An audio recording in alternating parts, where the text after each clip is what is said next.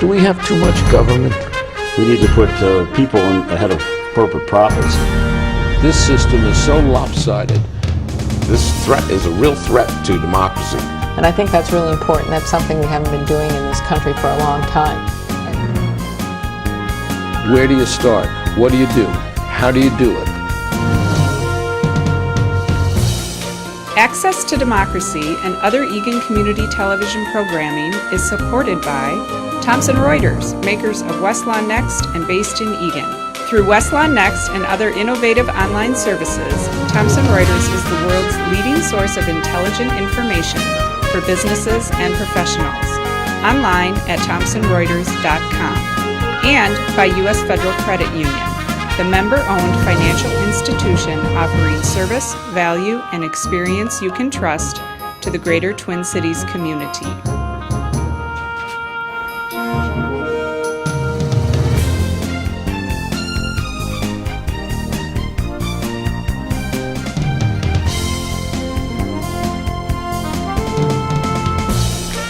Welcome. We return to the Jim Carlson Show. Or maybe it's the Access to Democracy Show, but Jim's been here so often, I think it's the Jim Carlson Show. Senator Jim Carlson, Senate District 51, concluded just this week. Very successful, probably the most successful session in memory. We are saying so, yes. In recent memory. Now, you hear from both sides of the aisle, but the Democrats will say it's because we have a Democratic governor and both houses that we got so much done. And the fact of the matter is, a tremendous amount was accomplished. But for the viewers who are looking in, tell us what's the difference between the budget bill and the bonding bill? Well, the budget bill, now, what we had passed was a budget in 2013, and Minnesota always has to have a balanced budget. So what we do is we have the forecast in February that tells us what is the forecast for the collections in the upcoming year, and then we base our budget on that. And then, in some cases, like in 2013, we wanted to have more investment in especially education, so there was a tax increase. There were several tax increases. And at the end of the year, it appeared like the state of Minnesota was doing far better than what we expected. And in February, when we again did the February forecast, it came out a $1.2 billion predicted excess tax collections. So and we actually have to address that. There's no choice but for the legislature to address that, because we are again supposed to have a balanced budget. So if we're collecting more than what we said we were going to collect, then we have to either reduce taxes or increase spending, or both, or something else. So that's what we did. We did a reduction of some of the taxes, and some of them, you have to remember, were not in effect yet. There were several taxes that had not actually taken effect. The warehouse tax. The warehouse tax was one of them, and many of us were committed that we were going to get rid of that if the February forecast shows that we can without damaging the future, and that's what we did. I didn't support bills that earlier were going to reduce that tax until we knew that we could do it safely. And when we did, then I signed on to one of the bills. Now, the bonding bill is something different. In the budget that we have a classic policy of 3% of the budget that's used for bonding debt service. And what they do, what the Department of Revenue does and Department of Administration, is they look at how much debt service that will support, that 3%, fixing the 3%. And of course, if you're paying huge interest rates, you can see that the bonding bill has to be very low. If it's if the tax collections are going up, if the interest rates are down, if in this case the projects are coming in under the estimates, then you can have a larger bonding bill. So we had a fairly large bonding bill. We actually had one in 2013, and then topped it off in 2014 with $846 million more of public projects. These are public projects that have to have an asset value. They have to. They're not for maintaining roads. They're not for doing any kinds of fix-ups that you otherwise have to, they're just operational fix-ups. They have to be assets. And curiously, and I'll tell you something. Is the capital an asset? The capital is an asset, yes. But because it's state-owned building, we are a little bit reluctant to borrow to do the renovation of that. So a lot of that is being done with cash. Now remember, we had $1.2 billion in predicted excess collections. So what we did is we cut taxes about $550 million.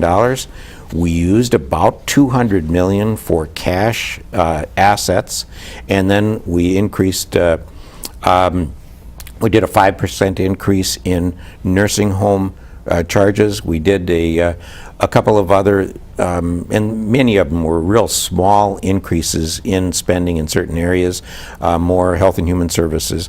But we also put money into our rainy day fund. And that's what happened in the that's past. what I was going to ask you about, because we had a rainy day fund when Jesse Ventura was governor, and he gave it back to the people, and then we hit 2008 and 2009 or 2007. That's right, yeah. When the economy went into the tank, and suddenly we were short every year, and that led Pawlenty to come up with all sorts of gimmicks. I would call them accounting gimmicks, borrowing money from the schools so that the schools had to pass levies to meet their obligations, That's right, things like yeah. that. That's in the past now. It is. Hopefully it's in the past. Now, I have to remember that Minnesota's biannual budget is somewhere around the mid-$30 billion. There's also federal funds that come in there, and then on top of that also is the transportation, your gas taxes, which are not in the general fund. Those are separate. So if we're talking about a rainy day fund or a reserve, and you look at, for instance, school districts, District 196, I just asked them 2 nights ago, what is their reserve right now? And it's about 30% of their operations. The city of Eagan, for instance, they have somewhere around 35 to 40%. There's a lot of cities that actually go up to 50% because their tax collections are so seesawed that you have to have some kind of good-sized reserves so that you can get over the rough times. This doesn't mean that you have more taxes. This means that you retain more of those taxes in a reserve fund for the years, like you mentioned, when we had a boom there during the Jesse Ventura years. He gave too much of it back. We wound up with no reserve for those years that Governor Pawlenty was in charge, and he had to cut other funds. We had to do all sorts of things, and in fact, borrow, increase cigarette taxes. Governor Pawlenty had different priorities. There's this no new taxes and the no new taxes pledge and all these other, to me, senseless things. And they really are antagonistic to my way of thinking. Well, yes, and in fact, last night I talked with a rather prominent lobbyist, and lobbyists are generally, they're bipartisan or nonpartisan, and he said, at this time, now we're at, May 24th now, 23rd, and there is no group that is sending out a no new taxes pledge at this point. No group. So, and I'm finding that really curious, that no new taxes pledge has largely gone by the wayside. Now, of course, people don't like to increase taxes, and we don't want to increase taxes, but the fact of the matter is we have a state to run, and it takes money to run it. And, going back to what you said in the beginning, with a Democratic governor and a Democratic House and Senate, that doesn't mean we all get along as well as if we were brothers and sisters, but we did have a lot of progress, and that's the word that Governor Dayton used a long time ago, is we're going to have progress. And Governor Dayton he's not been like agreeing to everything that the legislature No, it was wanted to very, do. very clear that... He was very clear, yeah. yes. Many times we had the word come from the governor that said, don't do this bill. Don't do that bill. I won't sign this one. You've heard him say that he would not sign a cannabis bill unless the law enforcement was at least neutral on it. And that's what we had to get to. So there were a lot of things that the governor, he ruled very even-handedly. And I have to really admire him for that. And the result is, as I said, to me, things were accomplished incredibly. Not everything. Obviously, we still don't have a puppy mill bill, which we have a puppy mill bill. We do have a puppy mill Puppy bill. mill bill is in effect, yes. Oh, wonderful. Yes. I didn't see that listed anyplace. Well, now, interestingly, there are people that don't like what we call sometimes garbage bills. Garbage bills are those that get a lot of amendments in them that are former bills. Okay, the puppy mill bill has a cost to it, and we call that a fiscal note. And the fiscal note is because there's going to be inspections in these breeder farms. And so to put a cost in something, you had to put that into either a tax bill or a spending bill. We had an omnibus budget bill. And what we did is we put the puppy mill bill in there with its cost. So that bill is now law. And the governor has signed The it. governor has, I believe he has signed Now, that people bill. may not know what we're talking about with Yes. the puppy mill bill, but we were one of 4 states in the country that didn't have any regulation of puppy mills. And I mean, personally, we have rescued dogs from puppy mills who have been wonderful, wonderful pets. But the breeders who had the good mills, the ethical breeders, objected to having to pay fees because they said, we're doing a good job. Why should we be punished from these people who have puppy mills? And we've had several programs where the animals were under horrendous conditions. Really, I can't say inhuman for dogs, but in canine conditions. And it's been knocked down every year because there've been some forces up in the Iron Range. Or somewhere. Well, I think in the Iron Range, which is where they're mostly located, that enabled us not to have them. So I'm really thrilled to hear Yes. that we have a puppy mill bill, which is going to improve conditions for these poor animals. Yes, any breeder that has 6 litters per year falls under that category where they need a license, and as part of that license, they have to agree to inspections. So yes, that is done. There's another bill that dog lovers like, and that's called the Beagle Bill.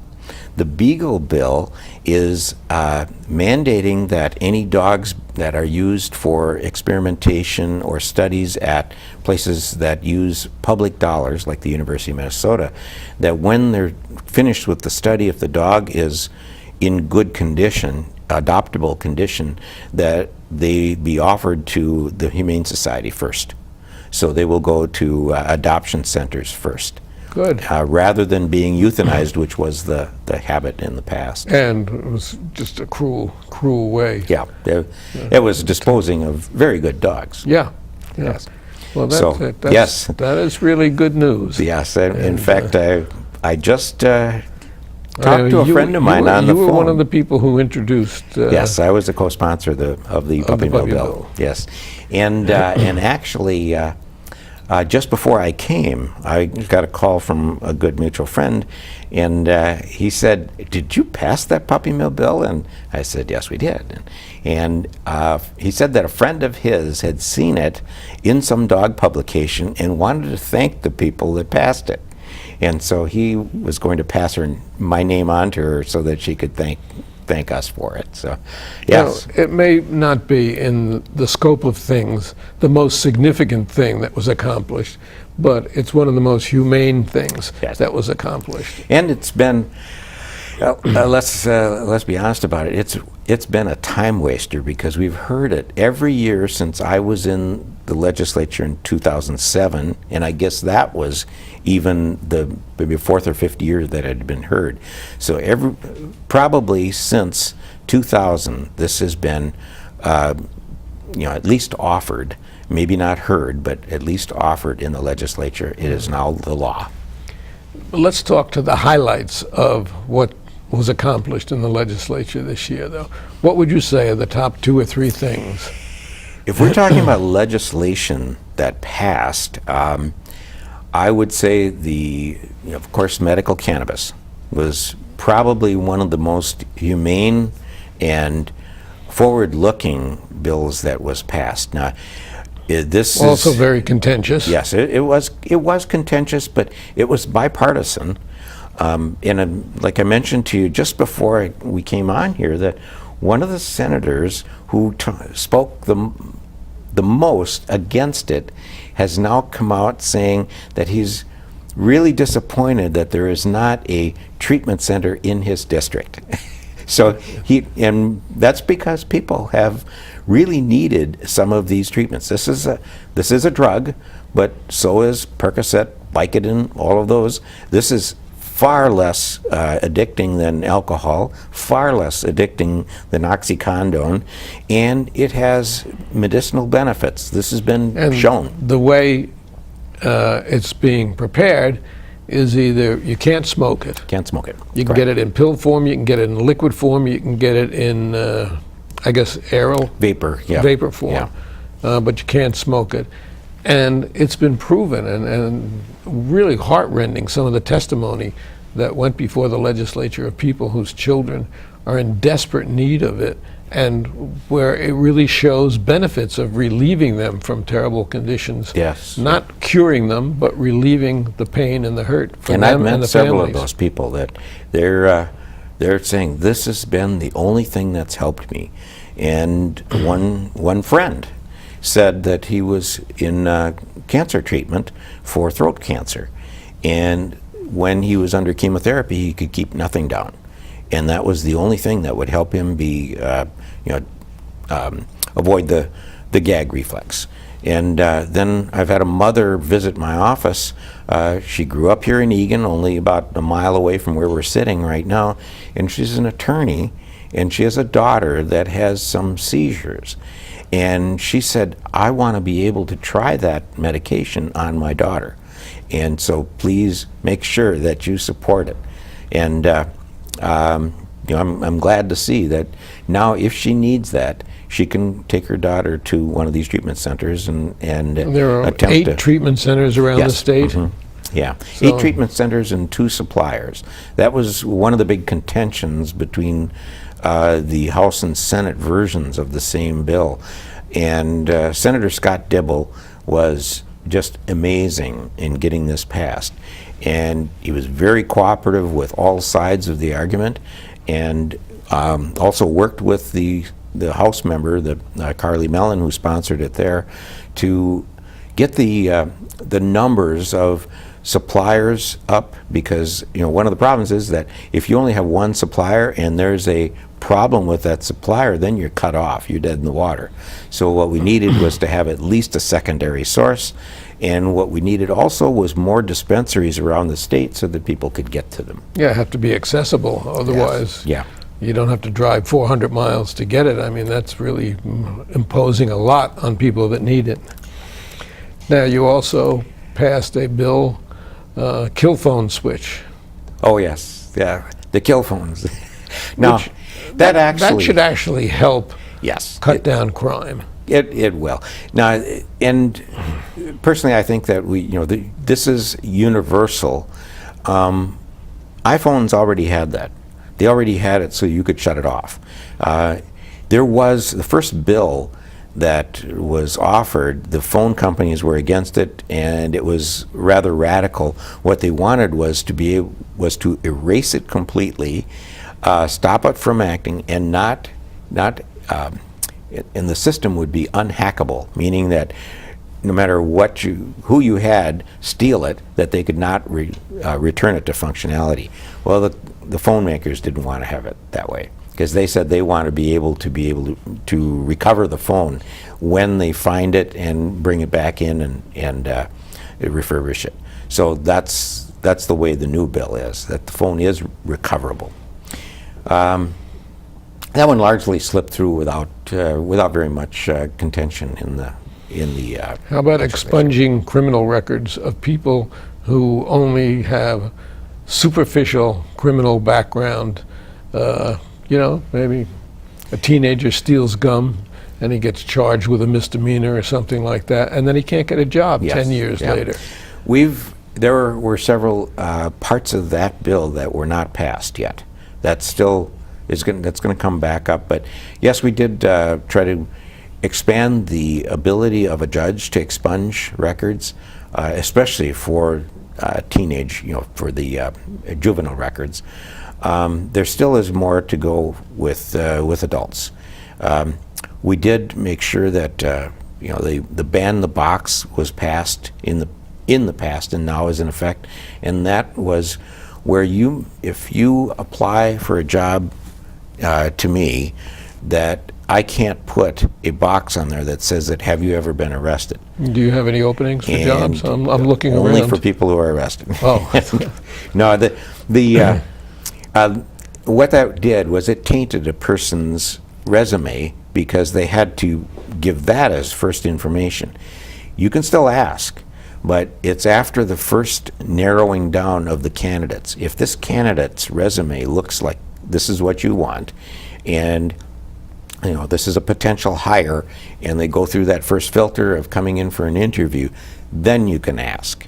And primarily, what we're trying to do is make sure that employers still are able to ask and able to choose employees, especially if they've been convicted of financial crimes. They want to be able to not hire those people without knowing their financial crime.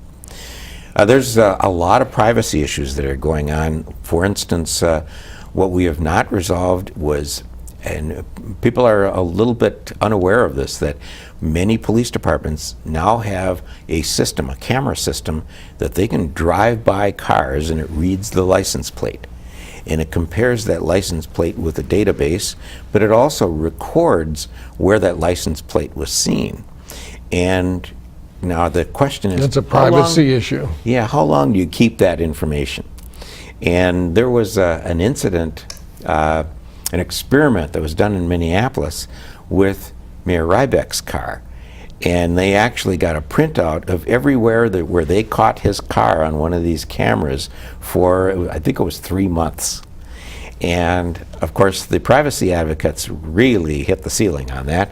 The ACLU wants to have those records expunged, destroyed after a certain number of days. And the number of days now is just the point of contention. Some people want it cleaned out 3 days, some right away, some 90 days. And then there was the argument that, well, a police department in another part of the city wants to be able to ask for Minneapolis's records, and when Minneapolis turns them over for an investigation, does that restart the clock? So is it 90 days, and so on. So they have not resolved that yet. What about payday loans? We didn't hit pay dirt on that one. We didn't get there, and I actually worked on that bill somewhat, and I'm very disappointed that we didn't get to the end with that one. That one was, and I think there's something that's called the global agreement that happens at the end of the session, especially a session that requires the bonding bill. Because we need a supermajority to get a bonding bill passed, and neither party has a supermajority. So that means you need people from the other party to agree to a bonding bill. And you also need to get them to agree to suspend the rules, meaning that when the bonding bill arrives in the Senate, that you don't have to sit on it for 24 hours before you take it up. Because we've talked about every detail in there, so the classic thing is that you suspend the rules so that you can take it up right away. That also requires a supermajority. So to get those supermajority votes, there's a global agreement, meaning that, okay, we'll take up this bill, we're going to let this one lie. We're going to take this bill up, we're going to let this one lie. We need certain things in the bonding bill, and you'll have to get them from somewhere else. And so there's a lot of horse trading going on at that time, and the payday loan bill was one of those that died because we needed the bonding bill through. And that's too bad. I think it will come back. And I'm sorry, the bonding bill, the payday loan bill. And for people that don't know what the payday loan bill is, the payday loans are a certain type of loan that is done for very short term in very small amounts. They're generally, and I can't recall the exact number, I think it's $300 or less. And generally they're for a week at a time, maybe 2 weeks at a time, something like that. But if you renew them, the interest rate becomes prohibitive. Yes. And that's really where the interest rate can run more than 100% of the loan. Yes. Mm-hmm. And that's the danger with payday loans, especially because it generally is preying on the low-wage earners. And they're victimized enough. They don't have to be victimized anymore. Payday loans, they have a function. If you need something really quick and you've got a paycheck coming, you can go to a payday loan store and actually get the money within minutes. Now, what you have to do is you have to have an account, a banking account that either has the money in it or is going to have the money in it. And what happens is that when this loan becomes due, the loan company goes in and sweeps it out of your account. So you can get $100. 2 weeks later, they take out $135, something like that. Now, if you don't have the $135, you might go in and get another loan, and then to pay off the first. Then you get a third to pay off the second. Then you get a fourth, and so on. That's how it escalates. Yes. Now, we actually only have a little over a minute left. What do you see in the upcoming session? Obviously, we're going to have to talk more about what was accomplished in this session so much, but what do you see coming up in 2015? Biggest thing is, and by the way, I wanted to mention one of the other best bills we had was the anti-bullying law. That was passed. Extremely proud of that. But in next year, the big year is going to be for transportation. We are in a world of hurt in transportation. There are so many projects that are waiting that there is going to be some new funding that's going to be required in transportation. And we're seeing 2015 as that year. There's also going to be movements on healthcare systems, perhaps even the Minnesota Health Plan. I would say that, and again, 2015 is another budget year, so we'll start that all over again. Hopefully, we're going to come out in the black, which is still forecasted, but I think it's going to be another great year. Senator Jim Carlson, Senate District 51. Always a pleasure and always an education. Thank you, sir. Sure enough. Thank you, Alan.